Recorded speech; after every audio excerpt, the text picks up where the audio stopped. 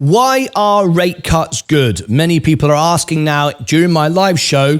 We just had the biggest signal that rate cuts are coming in September, which comes as no surprise to me at all. I've just bought another 20 shares of the S&P, $10,000 using margin, up to 30 grand now in margin. I said 18 months ago rates would come down in the summer of 2024. They are, they will, it's going to happen. Inflation is coming down faster than we had expected, but not as fast than I expected. The numbers are all there. You just got to read them and not listen to what everyone tells you on YouTube and those that are trying to influence the direction of the stock market. Anyway, let's get into why rate cuts are good. Many people are, well, a couple of people are saying, actually, this is really bad. We're going to go into a recession. Oh, this is awful. Rate cuts are bad. Let me tell you, the economy is not the stock market. That's why the phrase, the rich get richer, the poor get poorer. The economy is for the poor people running around buying stuff they can't afford, putting on their credit cards. I'm just being honest with you guys. The rich people own the businesses, sell your stuff, and they make more money. That's what happens, okay? The rich get richer, the poor get poorer. And don't be under any illusion. I started this with $5,000 3 years ago, worked for the first year and a half on YouTube for free, living on all my savings. So, I'm not a rich guy. I am like all of you. I left home at 16. No one ever gave me any money. No one ever gave me a car. No one ever gave me a house. No one even lent me any money. I had to borrow money on credit cards to fund my businesses. No one's ever helped me out with any handouts. Let me just tell you that straight off the bat. So I've got no privilege here. I'm just one of everybody getting on with it, staying the course. But why rates are good? Well, every so many years, every now and again, we get a special moment in the economy. We've had special moments throughout history when the car was invented, when electricity was invented. We've had all kinds of different moments that happened throughout history. Now we've got AI and we've got technologies and we've got self-driving cars and robots. We've got a whole new world, a whole new economy, interplanetary. We're going to Mars. We're going to put people on Mars, and we're going to build, and we're going to go to other parts of the solar system. All of that now is a thing that we are planning for and building for. So we need to think about these things. As investors, we are buying the future. We're not buying today. We're buying where the markets are going. Now, I predicted in an earlier video this morning, and the reason why I bought 20 shares of the S&P, of VU, and which is $10,000 in addition to my $130,000 I've already got invested, by the way. My overall balance is there. You can see it's 105, but that doesn't include the 30,000 of margin. So I've got 135,000. That's where I get that number from. Can you see that? Okay. So what we've got now is rates are going to come down. People are saying that's bad. I don't like it. Why are rate cuts good? Well, first of all, in the stock market, the Mag 7, the top 7 companies like interest being high. They don't care. They don't care because they have bundles of cash. They make money on their uninvested cash. They don't mind when the rates are high. They're all booming. During this period, they've been crushing and acquiring and taking over the minnows. They've been buying out the smaller companies. The bigger companies have got bigger and bigger and bigger. Apple are always acquiring technologies. They're always acquiring smaller businesses to build theirs. They're like a giant monster, always eating up the competition, right? They don't mind interest rates being high because the small businesses all got stuffed. However, now that time is coming to an end. They are now fully invested. Their businesses are growing with AI and the new AI phones and the technologies and Optimus for Tesla. All these things are going to come down the line in the next few years. They're ready to go. Those businesses are set to go interplanetary, and literally interplanetary, as we start developing businesses on other planets. That's going to happen, right? That's what they're building for. That's what Tesla's building for, SpaceX, Apple. All of these companies are working for that. So they're okay. They're not going anywhere. Whatever you do or don't do, they make a lot of money away from selling you phones and stuff like that. They make money on institutional investments, institutional purchases, buying from each other, in other words. All right, so that's all taken care of. But what about the other 493 companies thereabouts? Because the S&P 500 isn't exactly 500, by the way. There's a couple extra.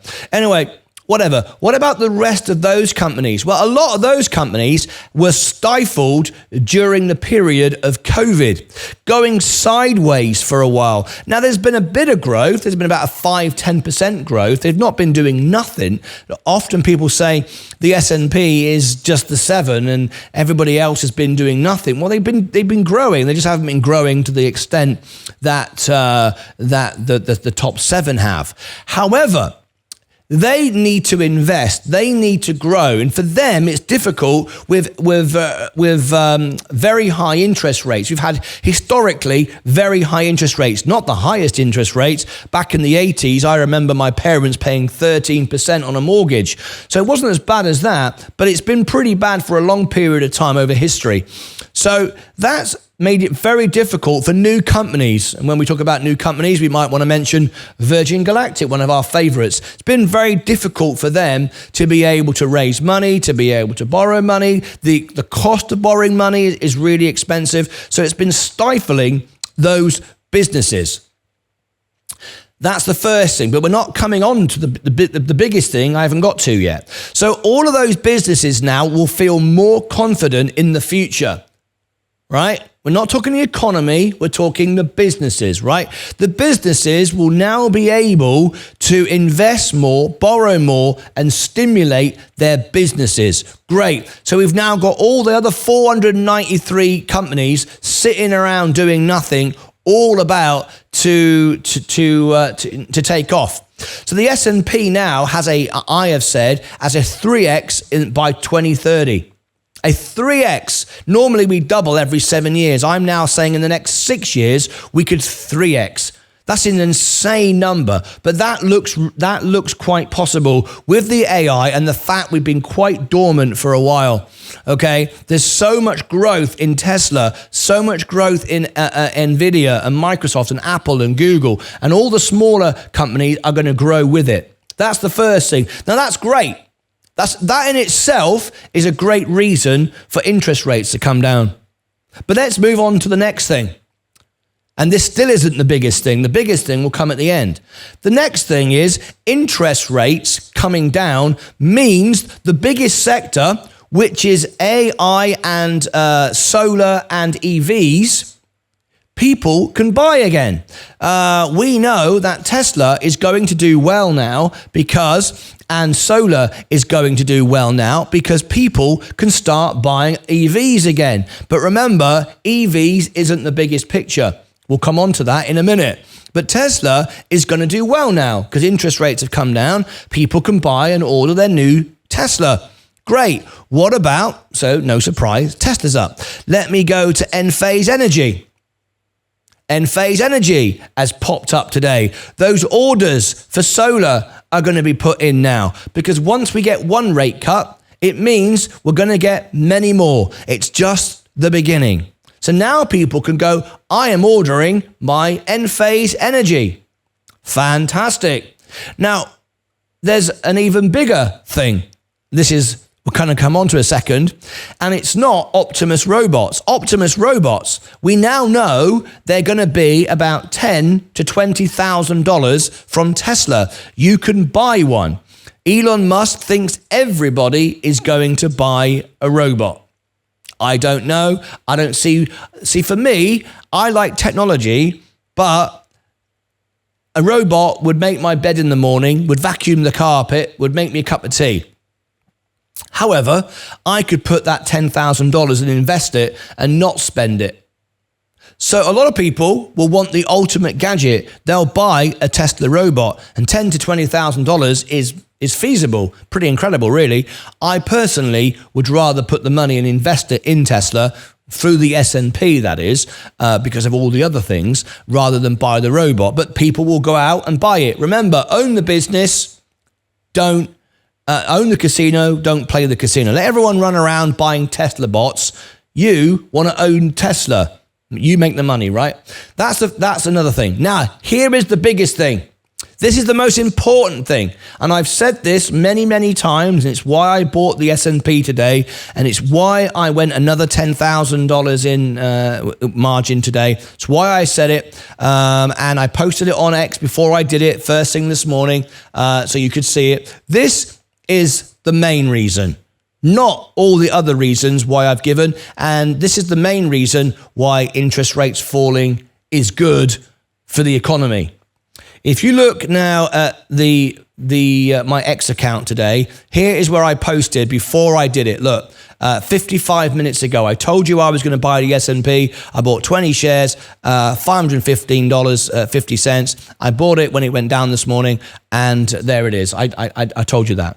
Now, the biggest reason why interest rates coming down is good, apart from it helps people with their credit, apart from it helps people with their mortgages, apart from it helps people buy Tesla, apart from it helps people buy solar and then future Optimus Prime,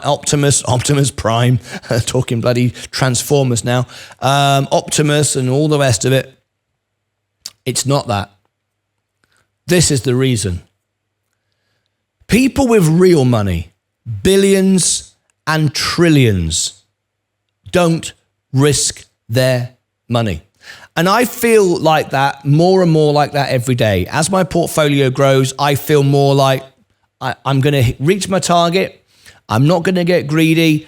I'm not risking anything. I'm being sensible, and I don't buy rubbish. I'm not risking my money. And up we go again. Look at this. So